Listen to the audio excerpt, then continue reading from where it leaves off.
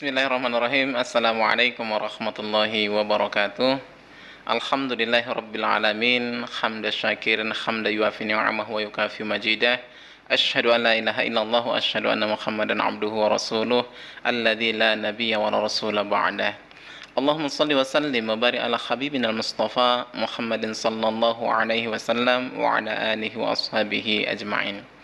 Kaum muslimin, kaum muslimat dimanapun tentunya berada, semoga senantiasa dalam limpahan nikmat, ridho, kasih sayang Allah Subhanahu wa Ta'ala, sehingga masih tetap dalam keadaan sehat dan fit dalam melaksanakan aktivitas ibadah dalam upaya mendekatkan diri kepada Allah Subhanahu wa Ta'ala.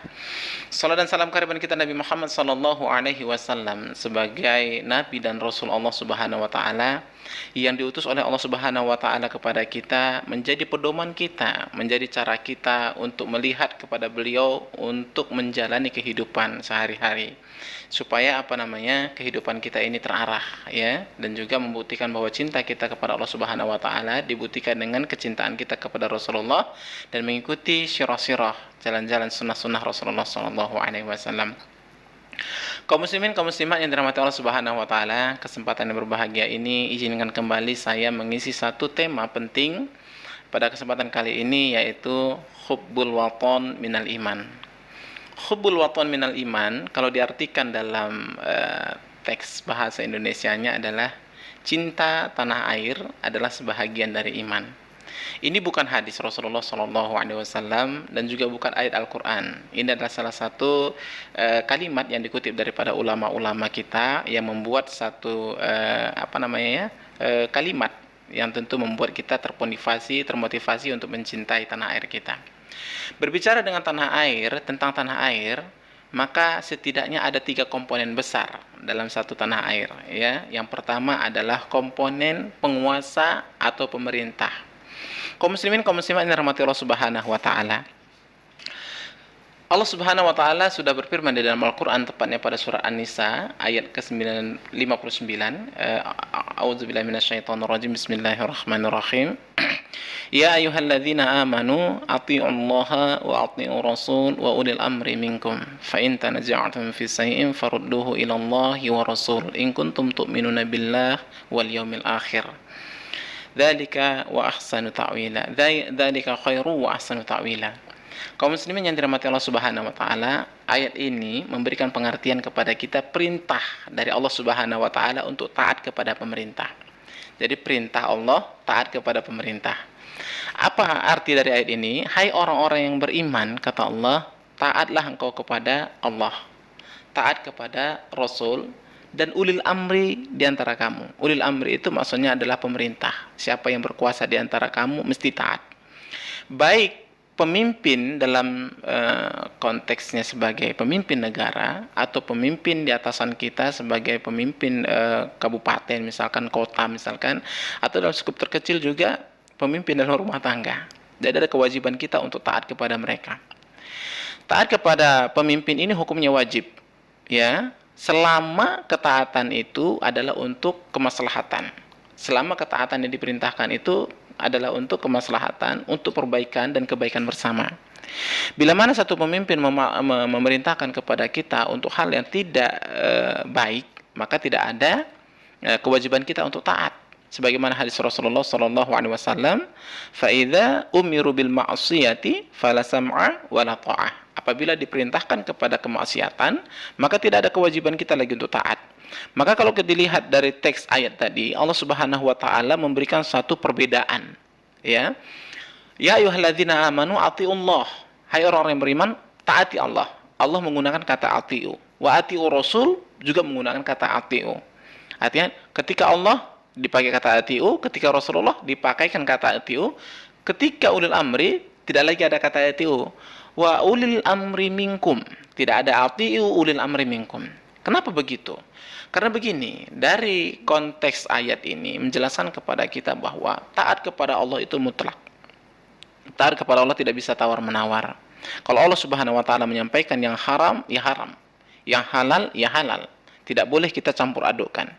Rasulullah Shallallahu Alaihi Wasallam juga begitu. Begitu Rasulullah Shallallahu Alaihi Wasallam perintahkan kepada kita kemaslahatan kebaikan melalui hadis-hadisnya, kemutlakan bagi kita untuk taat. Taat kepada pemimpin juga menjadi satu kewajiban, karena ini digandeng oleh Allah Subhanahu wa taala dalam Al-Qur'an. Taat kepada pemimpin wajib hukumnya karena digandeng antara ketaatan kepada Allah, ketaatan kepada Rasulullah, dan ketaatan kepada pemerintah. Digandeng dalam satu ayat nih oleh Allah Subhanahu wa taala. Artinya ketaatan kepada pemimpin juga hukumnya wajib. Tidak boleh bila mana ada seseorang yang tidak suka kepada pemerintah, maka dosa hukumnya. Ya, haram hukumnya. Kendati pun misalkan kalau kita lihat dari sejarah Islam, ada satu pemimpin dalam dinasti Islam yaitu dinasti Bani Umayyah, itu pemimpinnya yang disebut dengan Muawiyah bin Abi Sufyan itu diisukan atau diklaimkan bahwa dia merampas kekuasaan dari Ali bin Abi Thalib. Kendati pun dengan cara merampas kekuasaan dari Ali bin Abi Thalib, maka umat Islam tetap wajib taat kepada Muawiyah bin Abi Sufyan, kendati pun dengan cara yang tidak baik. Tidak ada hukumnya tidak taat kepada pemerintah selama dia berjalan pada kemaslahatan atau kebaikan. Jadi kaum muslimin yang dirahmati Allah Subhanahu wa taala, ini bentuk orang yang taat kepada pemerintah, ini salah satu ciri bahwa dia cinta tanah air. Ya, orang yang taat kepada Allah cinta tanah air, taat kepada Rasulullah cinta tanah air, taat kepada pemerintah, ini mencirikan bahwa dia taat kepada pecinta kepada tanah airnya. Siapa yang menentang dan memberontak kepada pemerintah, itu artinya dia tidak cinta kepada tanah airnya, tidak cinta kepada bangsanya, tidak cinta kepada masyarakatnya, tidak cinta kepada lingkungan yang dia tempati. Bahwa dia tinggal di negara satu, khususnya kita misalkan nih, kita tinggal di negara Indonesia, harus wajib taat kepada pemerintah selama diperintahkan kepada kebaikan. Tidak boleh kita menentang. Ketika kita tidak menentang, maka kita seakan-akan mengorbankan bangsa kita sendiri. Menentang kepada pemerintah, kita mengorbankan identitas negara kita sendiri.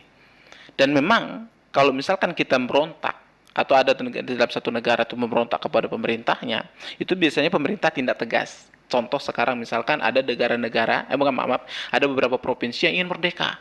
Ya memang pemerintah tugasnya begitu. Jangan sampai kita katakan itu kejam kali terhadap provinsi tersebut. Kenapa harus diancam untuk dimusnahkan, dibubarkan? Misalkan orang-orang yang berontak itu, misalnya itu. Tidak begitu. Karena tugas pemerintah adalah mengamankan negara, membuat negara tersebut aman makmur gitu. Jadi kalau ada yang memberontak kepada pemerintah, bukan pemberontak ini yang salah, tapi bukan pemberontak ini yang benar, tapi pemberontak ini yang salah. Kondisinya mereka adalah memberontak kepada pemerintahan yang sah. Jadi kaum muslimin yang dirahmati Allah Subhanahu wa taala, tidak ada jalan, tidak ada celah bagi kita untuk tidak taat kepada pemimpin. Kendati pun suka atau tidak suka, wajib taat.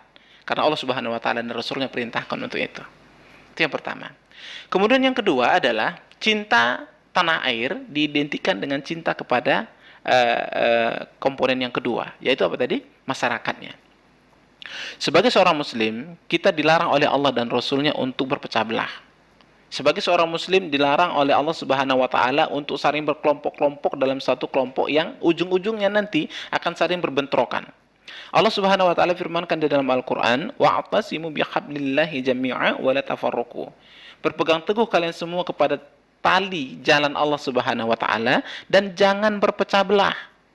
Jadi kita dilarang berpecah belah, dilarang kita saling menghinakan, dilarang kita saling merendahkan. Dalam satu bangsa kita dilarang saling menghardikan kelompok yang lain. Karena tidak ada alasan kita juga untuk merasa benar dalam pendapat kita semuanya, tidak seperti itu. Ya, sebagai seorang muslim yang baik adalah memang komitmen dengan apa yang kita yakini, tapi tidak merendahkan apa yang diyakini oleh orang lain. Khususnya misalkan dalam beragama. Dalam Islam, Allah Subhanahu wa taala sudah buat konsep yang sangat begitu tasamuh, toleransi, yaitu lakum dinukum waliyadin. Bagimu agamaku, bagiku agamaku. Di Indonesia ini jamaah yang dirahmati Allah Subhanahu wa taala, yang sering kali cekcok itu adalah tentang lintas agama ini. Yang sering menjadi polemik adalah tentang agama. Karena itu hal yang sensitif, maka tidak ada kewajiban kita untuk tidak ada hak kita untuk menghargai agama siapapun. Mau benar mau salah agama siapapun tetap menjadi salah satu bagian dari bangsa kita. Dan juga di Indonesia ini diakui beberapa macam agama kan, dan diakui oleh negara, disahkan oleh negara. Maka tidak ada peluang atau tidak ada hak kita untuk menjudge agama orang lain. Jangan ganggu agama orang lain, dan itu diharamkan oleh Allah Subhanahu wa taala. Kata Allah Subhanahu wa taala dalam hadis qudsi yang sangat begitu populer ya, terkenal, bahwa jangan ganggu agama orang lain supaya agamamu juga tidak diganggu. Jangan ganggu orang lain supaya keyakinan kita juga tidak diganggu oleh orang. Nah, jadi begitu cara supaya berdamai dalam satu sistem masyarakat. Jadi kaum muslimin dirahmati Allah Subhanahu wa taala, janganlah sampai bertekak-tekaan, kemudian saling menghinakan, merendahkan sesama kita. Supaya apa? Makmur negara kita. Kalau makmur negara kita, maka insya Allah semua yang ada di dalamnya menjadi berkah. Kan sudah pernah dibacakan juga, sudah disampaikan juga orang mubalik bahwa walau kana ahlul qura amanu wattaqau la fatahna alaihim barakatim minas sama'i wal ard. Kalau penduduk negeri itu bertakwa, kemudian beriman kepada Allah Subhanahu wa taala, dibukakan keberkahan. Dan ciri-ciri orang beriman adalah tidak berpecah belah, tidak suka menghinakan orang, tidak suka merendahkan orang, kendati berbeda pendapat. Berbeda pendapat itu hal yang wajar, karena Allah Subhanahu wa taala menciptakan kita berbeda.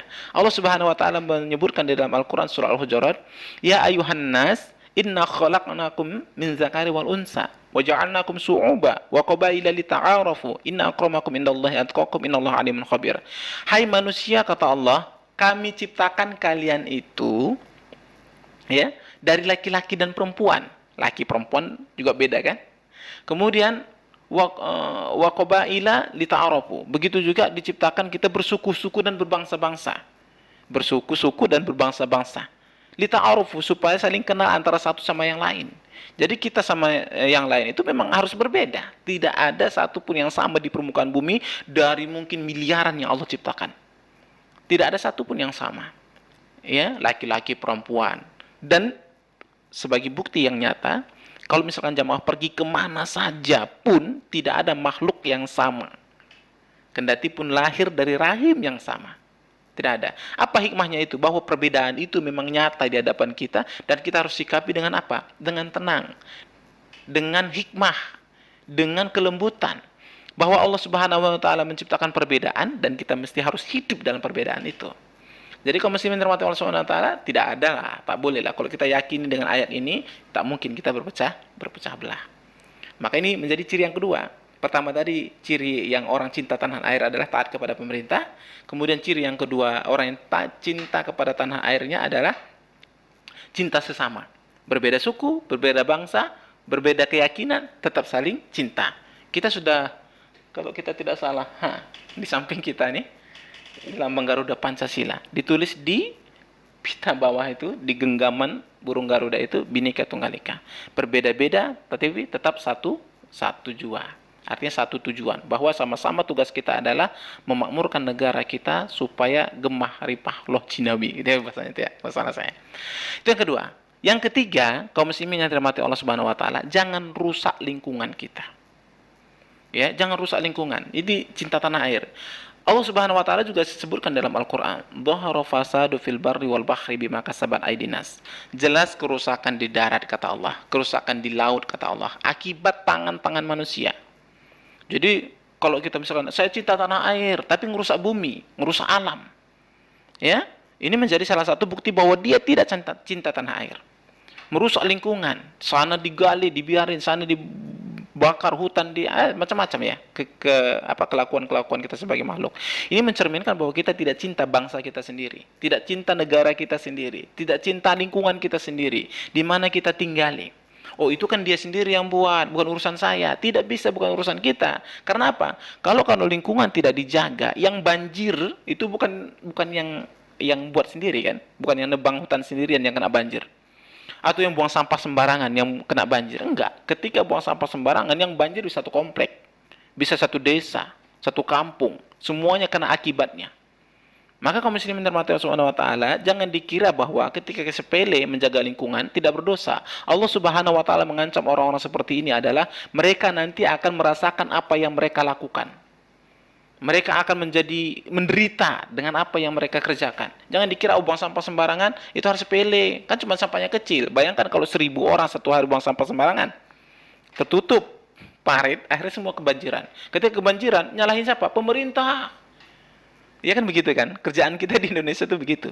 Kalau banjir, pemerintah. Kebakaran hutan, pemerintah. Apalagi? Longsor, pemerintah. Padahal kita sendiri dalam lingkungan tidak pernah cinta kepada tanah air kita. Buktinya, buang sampah sembarangan, illegal logging, Apalagi kebakar hutan, ya, untuk memperluas lahan. Ini adalah sifat-sifat buruk orang bangsa kita, menunjukkan bahwa mereka adalah benci kepada negaranya sendiri, tidak cinta kepada bangsanya sendiri. Orang yang cinta kepada bangsanya sendiri adalah orang yang menjaga lingkungan. Dan memang Allah Subhanahu wa taala menggolongkan orang semacam ini munafik. Ya, orang yang suka merusak lingkungan itu munafik. Kenapa begitu? Allah Subhanahu wa taala firmankan dalam Al-Qur'an pada surah Al-Baqarah, ya. Wa idza qila lahum la tufsidu fil ardi qalu innama nahnu muslihun. Apabila dikatakan kepada mereka, kata Allah, jangan kalian menjadi perusak di muka bumi.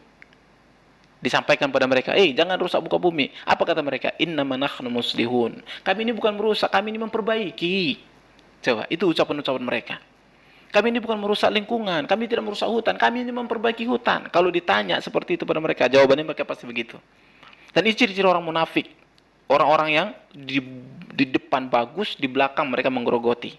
Dalam istilahnya menggunting dalam lipatan. Di depan baik, di belakang mereka menjadi perusak-perusak bangsa kita.